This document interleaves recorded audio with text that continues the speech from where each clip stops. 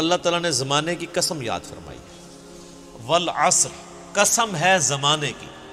عصر ایک نماز عصر کے لیے بھی لفظ ہوتا ہے، ایک زمانے کے لیے بھی عصر عربی میں کہتے ہیں نا عصر حاضر میں بہت بڑے محقق، یعنی اس دور کے، اس زمانے کے۔ زمانہ گواہ ہے اس پر، زمانے کی قسم یا زمانہ گواہ ہے۔ ان الانسان لفی خسر، پوری انسانیت ہی گھاٹے میں۔ سر وہ تو میں نے آپ کو بتایا سورہ الاعراف کی آیت نمبر 179 ہے، وَلَقَدْ ذَرَأْنَا لِجَهَنَّمَ كَثِيرًا مِّنَ الْجِنِّ وَالْإِنسِ، اور بے شک جنوں اور انسانوں کی اکثریت پیدا ہی دوزخ کے لیے ہوئی ہے۔ الٹیمیٹ، یعنی اللہ نے نہیں ان کو زبردستی پھینکنا، یعنی اللہ نے اپنا ایکسپرٹ اوپینین دیا ہے کہ نظر یہی آ رہا ہے کہ یہ اکثر دوزخ میں ہی جائیں گے، واقعی نظر بھی آ رہا ہے۔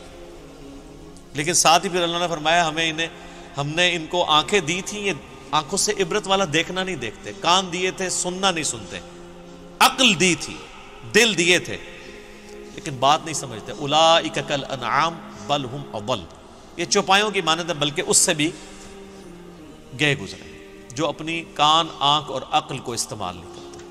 اللہ نے زبردستی دوزخ میں نہیں پھینکا۔ اسی کانٹیکسٹ میں میرا ایک کلپ بھی ہے، زندگی بدل دینے والی، لائف چینجنگ ڈسکشن، یہ آپ لکھیں، ساتھ میرا نام لکھیں، انجینئر محمد علی مرزا، تو وہ کھل جائے گی۔ یہاں پہ بھی آپ دیکھ لیں کہ اللہ تعالیٰ کیٹاگوریکل کہہ رہا ہے کہ پوری انسانیت ہی گھاٹے میں جاری نظر آ رہی ہے۔ الا الذین آمنوا، ہاں سوائے وہ چند لوگ جو ایمان لے آئیں گے، وعملوا الصالحات، اور نیک عمل اختیار کر لیں گے۔ یہ دو شرائط تو پھر بھی کمفرٹیبلی انسان اڈاپٹ کر لیتا ہے دنیا کے ہر معاشرے کے۔ ایون آپ یورپ امریکہ میں بھی چلے جائیں، اگر آپ ایمان لے آئیں اور نیک عمل اختیار کریں، آپ کو کوئی نہیں روکے گا۔ وہ آپ دیکھ رہے ہیں لوگ تو وہاں پہ چوراہوں پر، مارکیٹس میں کھڑے ہو کے، تو پارکس کے اندر مصلے بچھا کے نماز پڑھ رہے ہوتے ہیں، اور گورے ان کے ساتھ سیلفیاں لے رہے ہوتے ہیں، کوئی منع نہیں کرتا۔ لیکن اصل مسئلہ ہے اگلا، وَتَوَاصَوْا بِالْحَقِّ، صرف اپنی نمازیں نہیں سیدھی کی، انہوں نے حق بات کی، جو سچائی دیکھی اس کی وصیت کرنی شروع کر دی لوگوں کو۔ بڑا مشکل کام ہے، ٹروتھ لور ہونا بڑا مشکل ہے۔ صرف تو سچائی سے محبت ہر بندے کو ہوتی ہے، لیکن سسٹم کو للکار کے لوگوں کو سچی بات بتانا کہ لوگوں دوزخ میں جا رہے ہو، بچ جاؤ۔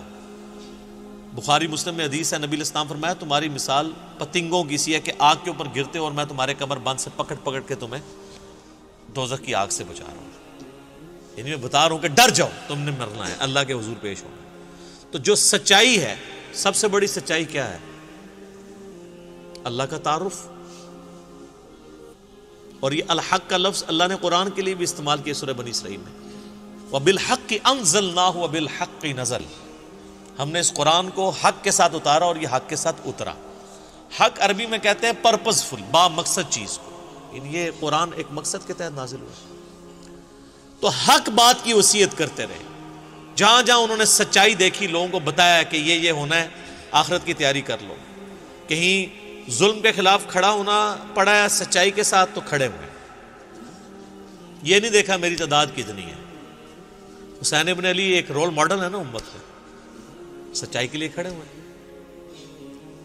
اور جب آپ حق بات کریں گے، اس کا الٹیمیٹ نتیجہ یہ ہے کہ آپ کو مار پڑے گی۔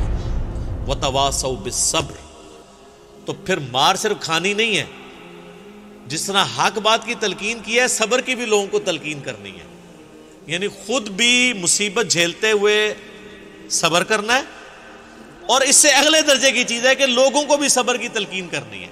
یعنی جب آپ نے کسی کو بتانا ہے نا کہ میرے بھائی آپ رفع الیدین سے نماز شروع کریں گے، تو جو نماز نہیں بھی پڑھنے والے وہ بھی آپ کو سمجھائیں گے۔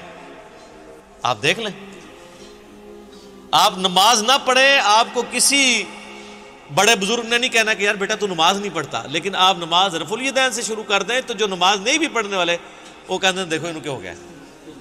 فرق دیکھا ہے آپ نے؟ گمراہی کا لیول دیکھا ہے اس قوم کا؟ تو اس لیے کہا جا رہا ہے جب آپ حق بات کریں گے نا، تو جس کو حق بتائیں اس کو ساتھ یہ بتائیں کہ بھائی اس حق کے بعد مصیبت آئے گی، پریشانی آئے گی، صبر بھی کرنا ہے۔ تو صرف حق بات کی وصیت نہیں کرنی، صبر کی وصیت بھی کرنی۔ یہ آخری دو شرائط جو ہے نا یہ بڑی مشکل ہیں، اس کے اوپر میرے بھائی بڑے بڑے لوگ آ کے فیل ہو جاتے ہیں۔ پہلی دو شرائط تو آپ کسی چوک میں کھڑے ہو کے کہنا جی میں نے آج رات کو کھڑے ہو کے اتنے نوافل پڑھے، لوگ کہیں گے جی ماشاءاللہ بہت اچھی بات ہے، لیکن اسی چوک میں آپ کھڑے ہو کے کہیں کہ یہ جو تماشا تم لوگوں نے یہاں لگایا ہوا ہے اندر سے میں نے نہیں ہونے دینا، تو آپ دیکھ لیں پھر آپ کے ساتھ وہ کیا کرتے ہیں۔ نہ آپ کی داڑھی کا لحاظ کریں گے، آپ کی نمازوں کا لحاظ کریں گے، نہ کچھ اور کریں گے، فوراً آپ کو مارنے کے درپے ہو جائیں گے۔ تو حق بات کی وصیت بھی کرنی ہے اور صبر کی تاکید بھی کرنی ہے، اپنے آپ کو بھی لوگوں کو بھی، اور یہ پرفیکٹ انداز میں نبی صلی اللہ علیہ وآلہ وسلم کی مبارک زندگی میں آپ کو نظر آتی ہے۔ صحابہ کرام کو آپ نے ٹرینڈ کیا تھا تمام حالات و واقعات کے لیے۔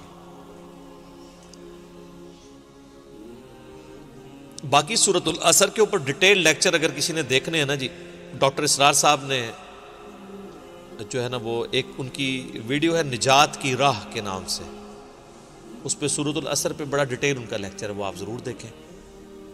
اس صورت پہ تو آپ جتنا بھی بولیں وہ کم ہے، باقی میں نے بنیادی طور پہ جو 4 شرائط تھی انسانیت کی کامیابی کی وہ بتا دی ہیں۔ پہلی 2 شرائط تو بہت آسان ہے، اگلی 2 شرائط مشکل ہیں، اور مسلمانوں کی اکثریت پہلی 2 شرائط کے اوپر تکیہ کر کے بیٹھ گئی ہے اور وہ یہ سمجھتی ہے کہ بس ہمارا چھٹکارا ہو جائے گا، حالانکہ اللہ تعالیٰ نے فرمایا تمام انسان گھاٹے میں سوائے جو یہ 4 شرطیں پوری کر لیں، یعنی اس 4 سے بغیر تو آپ نے پاس ہونا ہی نہیں ہے، یہ کم از کم ریکوائرمنٹ۔